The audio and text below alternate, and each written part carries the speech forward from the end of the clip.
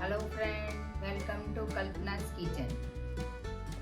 Friends, Janmashtami એ આપણા હિન્દુઓનું પવિત્ર તહેવાર છે અને જન્માષ્ટમીના તહેવારમાં મળતો સ્વાદિષ્ટ પ્રસાદ એટલે કે પંજરી, જે ટેસ્ટી તો હોય છે પણ હેલ્થનો ખજાનો છે. તો રેસીપી અંત સુધી જોવાનું ચૂકતા નહીં ફ્રેન્ડ્સ. શ્રાવણ મહિનો એટલે આપણા વ્રત અને ઉપવાસોનો તહેવાર છે અને એમાંય તે ખાસ કરીને જન્માષ્ટમી આવે એટલે આપણા હિન્દુઓનો પ્રિય તહેવાર છે અને દરેક મંદિરની અંદર જન્માષ્ટમીની અંદર પંજરી તો થતી જ હોય છે. તો એવી જ ટેસ્ટી અને હેલ્ધી પંજરી આજે આપણે ઘરે બનાવવાના છીએ. મેં ગેસ ઉપર એક પેન ચડાવી દીધી છે. એની અંદર આપણે થોડુંક ઘી એડ કરીશું. મેં ગાયનું ઘી લીધું છે 2 ચમચી, પોણો કપ, અને વજનની અંદર જોઈએ તો 50 ગ્રામ છે એ આખા ધાણા લીધા છે. એ આપણે ઘીની અંદર શેકી લઈએ. આખા ધાણામાંથી મસ્ત ખુશ્બુ આવી રહી છે ફ્રેન્ડ્સ. બળી ન જાય એનું ખાસ ધ્યાન રાખવું અને ધીમે તાપે જ એને શેકવા ઘીની અંદર. 1-8 મિનિટ થાય એટલામાં તો શેકાઈ જશે. ધાણા છે આપણા શેકાઈ ગયા છે. આપણે ગેસની ફ્લેમ છે એ બંધ કરી દઈશું અને એક પ્લેટની અંદર આપણે એને કાઢીને ઠરવા મૂકી દઈશું. ગેસ ઉપર મેં પેન ચડાવી છે. હવે આપણે જે ડ્રાય ફ્રૂટ લીધા છે એને બી આપણે ઘીની અંદર સાંતળી દઈશું. અહીંયા મેં 2 ચમચી ઘી લીધું છે. અહીંયા મેં 20 ગ્રામ બદામ લીધું છે. એને સાંતળી લઈશું. તમને થતું હશે ફ્રેન્ડ્સ કે આ બધું અલગ અલગ કેમ સાંતળે છે, પણ બધાનો સમય અલગ અલગ છે. જો બધું એકસાથે નાખીએ તો કોઈ વસ્તુ છે તો એ વહેલી સતળાઈ જાય તો એ બળી જાય અને બાકીની કાચી રહે, એટલે આપણે અલગ અલગ સાંતળીએ છીએ. હવે આની અંદર જ આપણે કાજુ એડ કરી દઈશું. થોડુંક સતળાય એટલે કાજુ પણ મેં 20 ગ્રામ લીધા છે. એ એડ કરી દઈશું આપણે અને સાંતળી દઈશું. ફ્રેન્ડ્સ, જન્માષ્ટમી ઉપર પંજરીનું ખૂબ જ મહત્ત્વ છે અને તમે જન્માષ્ટમી સિવાય પણ પંજરી બનાવી શકો છો. હેલ્થ માટે ખૂબ જ સારી છે અને આપણી જે હડ્ડીઓ છે એટલે કે બોન છે એને હેલ્ધી રાખે છે, ઇમ્યુનિટીને બૂસ્ટ કરે છે, ડાયજેશનને ઇમ્પ્રૂવ કરે છે અને જે આપણી આંખની જે રોશની છે એને પણ વધારે છે. એટલે તમે એમને પણ જન્માષ્ટમી સિવાય પણ આ બનાવીને ખાઈ શકો છો ફ્રેન્ડ્સ. બહુ જ હેલ્ધી છે. અહીંયા મેં મેલોન સીડ લીધા છે. એ 15 ગ્રામ લીધા છે. મેં એ નાખી દઈશું અંદર. ડ્રાય ફ્રૂટ તમને જે ફાવતા હોય એ તમે એડ કરી શકો છો, ના ફાવતા હોય ના એડ કરો. અહીં મેં મખાના લીધા છે. એ બી 15 ગ્રામ છે. એ બી એડ કરી દઈશું આપણે. આ બધા જે ડ્રાય ફ્રૂટ્સ છે એ આપણા બ્રેઇનને હેલ્ધી રાખે છે, એટલે કે આપણા મગજને શાંત રાખે છે.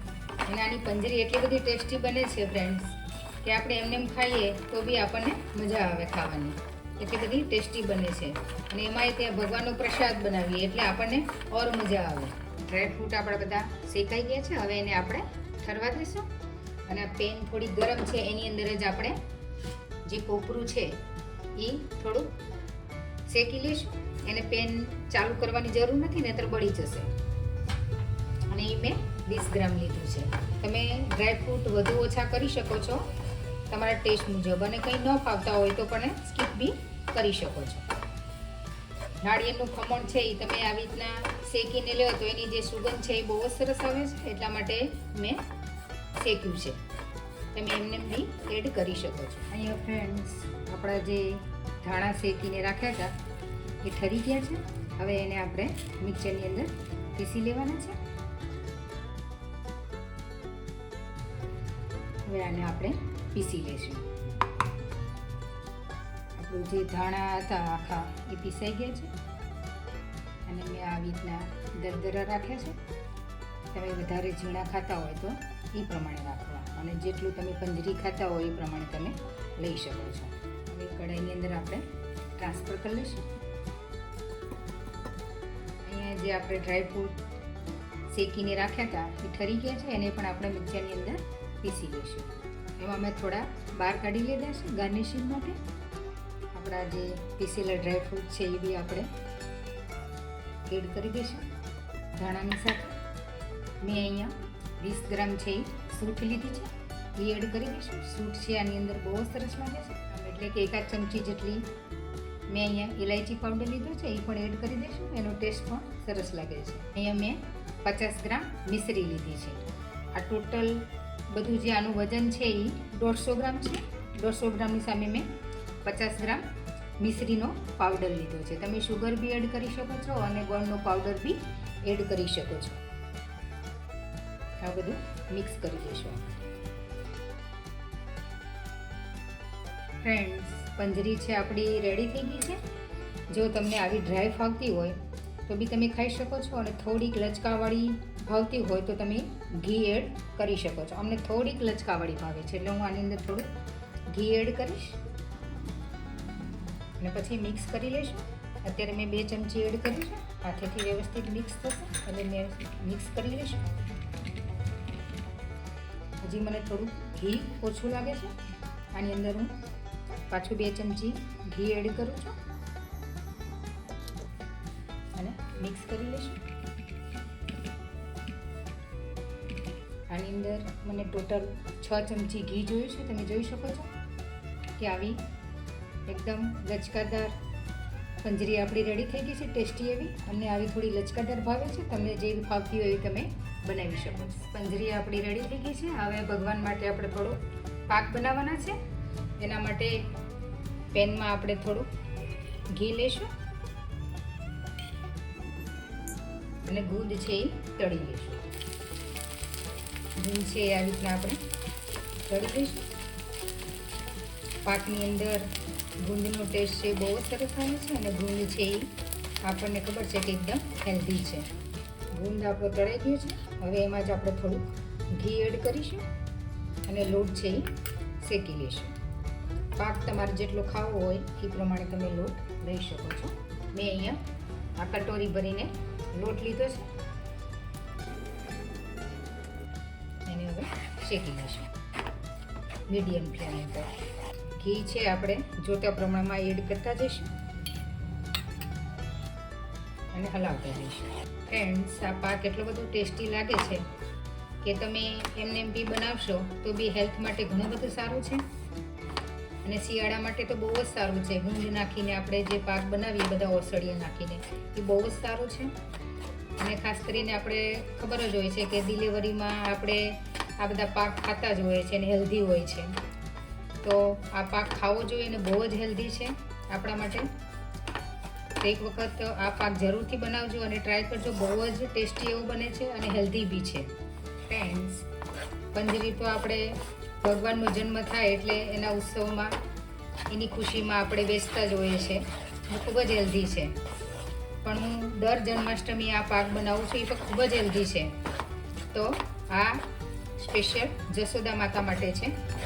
એટલે આ પાક પણ ખૂબ જ હેલ્ધી છે અને ખાવો જોઈએ એવું નથી કે જન્માષ્ટમી આવે ત્યારે જ ખાવું જોઈએ. તમે ગમે ત્યારે આ શિયાળામાં બી ખાઈ શકો છો અને ગમે એ સિઝનમાં બી ખાઈ શકો છો. ખૂબ જ હેલ્ધી છે અને ખૂબ જ ટેસ્ટી પણ છે. ફ્રેન્ડ્સ, આપણો લોટ છે શેકાવા આવી ગયો છે ને આખા ઘરની અંદર સુગંધ થઈ ગઈ છે. કારણ કે આપણે પ્રસાદ બનાવતા હોય ને એમાં તે ચાખવાનું ના હોય એટલે વધારે આપણને ટેસ્ટી લાગે ને વધારે સુગંધ આવે. તમે જોઈ શકો છો એકદમ એનો મસ્ત કલર આવી ગયો છે. એકદમ ગુલાબી કલર આવી ગયો છે. હવે ગેસની ફ્લેમ આપણે બંધ કરી દઈશું. 1 મિનિટ જેવું થઈ ગયું છે, થોડું ઠરી ગયું છે. હવે આની અંદર આપણે ગોળ એડ કરી દઈશું. ગોળ આપણા ટેસ્ટ મુજબ આપણે કરવાનો છે. મેં અહીંયા 2 ચમચી છે એ ગોળ એડ કરી દીધું છે. તમે તમારા ટેસ્ટ મુજબ છે એ ગોળ એડ કરી શકો છો. હવે એની અંદર આપણે મસાલા છે એ એડ કરીશું. અહીં મેં 1 ચમચી છે એ અધકચરી ખાંડેલી વરિયાળી લીધી છે એ એડ કરી દઈશું. એનો ટેસ્ટ પાકની અંદર બહુ સરસ લાગે છે. અહીંયા કોપરાનું ખમણ લીધું છે આખું, એ પણ થોડુંક આપણે એડ કરી દઈશું. 1 ચમચી સૂંઠ પાવડર લીધો છે એ એડ કરી દઈશું. અહીંયા મેં સુવાદાણા છે અધકચરા ખાંડેલા એ લીધા છે એ એડ કરી દઈશું. એનો ટેસ્ટ પણ બહુ સરસ લાગે છે. આની અંદર આપણે જે ગુંદ તળીને રાખે તો એ એડ કરી દઈશું. સૌથી પહેલાં આપણે આ મિક્સ કરી લઈશું. આની અંદર તમે ડ્રાયફ્રૂટ બી નાખી શકો છો. મેં નથી નાખ્યા કારણ કે મને ડ્રાયફ્રૂટવાળું થોડુંક ઓછું ભાવે છે. ઓસળિયા બધા નાખ્યા છે મેં અલગ અલગ. એનો ટેસ્ટ એકદમ મસ્ત આવે છે ફ્રેન્ડ્સ. તમે એકવાર આ રીતના નાખીને જરૂરથી ટ્રાય કરજો. બહુ જ સરસ લાગે છે અને હેલ્ધી બી છે. હવે જે આ ગુંદ હતો એ આપણે એડ કરી દઈશું અને મિક્સ કરી દઈશું. તમે ભાંગીને બી ગુંદ લઈ શકો છો, વાટકીથી દબાવીને બી. અમને આખો ભાવે છે એટલે મેં આવી રીતના આખો પાખો રાખ્યો. હવે આપણે આ પ્લેટની અંદર કાઢી લઈશું પાક છે અને દબાવી દઈશું. આવી રીતના એક વાટકીથી આવી રીતના આપણે પ્રેસ કરી દઈશું અને દબાવી દઈશું. મારી પાસે આ વરિયાળી છે આખી, એ આપણે સ્પ્રિંકલ કરી દઈશું થોડી થોડી. આનો ટેસ્ટ છે એ બહુ સરસ લાગે છે. અંદર તો આપણે એનો ભૂકો એડ કર્યો છે, પણ આ આપણે આખી એડ કરીએ. પછી આ કોપરાનો ભૂકો છે, આપણે લાંબુ છીણ એડ કર્યું છે. આ ભૂકો છે ઉપર આપણે સ્પ્રિંકલ કરીશું અને વાટકીથી બધું પાછું એને દબાવી દઈશું આવી રીતના અને ઠરવા દઈશું. ફ્રેન્ડ્સ, આપણો પંજરી અને પાક રેડી થઈ ગયા છે. હવે એને સર્વ કરી લઈશું. જે આપણે અલગ ડ્રાય ફ્રૂટ રાખ્યા હતા એ આપણે એડ કરી દઈશું ગાર્નિશિંગ માટે. આની અંદર એડ કરી દઈશું અને મિક્સ કરી દઈશું. એની અંદર આપણે સર્વ કરી લઈશું. ટેસ્ટી એવી આપણી પંજરી બનીને રેડી થઈ ગઈ છે ફ્રેન્ડ્સ. એક વખત આ રીતે જરૂરથી ટ્રાય કરજો. આપણને તો પસંદ આવશે, પણ ભગવાનને બી જરૂર પસંદ આવશે એવી પંજરી મસ્ત બની છે. આપણો પાક બી રેડી થઈ ગયો છે. એને પણ આપણે પીસ પાડીને સર્વ કરી લઈશું.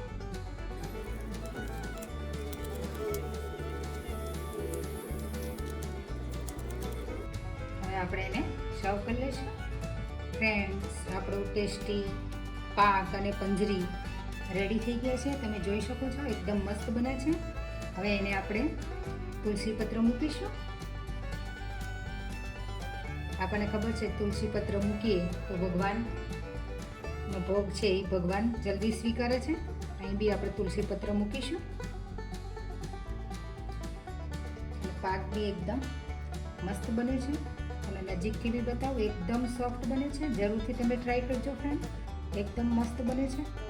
પંજરી અને પાક એકદમ રેડી થઈ ગયા છે અને કાનાજી પણ આપણી સાથે છે. તો કાનાજીને પણ ખૂબ જ પસંદ આવશે અને તમે બનાવશો તો તમને બી બહુ જ પસંદ આવશે. તો આ વખતે જન્માષ્ટમી ઉપર આ રીતના જરૂરથી ટ્રાય કરજો ફ્રેન્ડ્સ. બધાને બહુ જ ભાવશે અને આ રીતે ભગવાનને ભોગ દેશો તો ભગવાન પણ એકદમ ખુશ થઈ જશે. અને તમને આ રેસીપી કેવી લાગી તો મને કોમેન્ટ સેક્શનમાં જરૂરથી ફ્રેન્ડ જણાવજો. તો મળીએ આવા જ અવનવા વિડીયો સાથે. તો બધા જ ફ્રેન્ડને હેપી જન્માષ્ટમી. આવજો.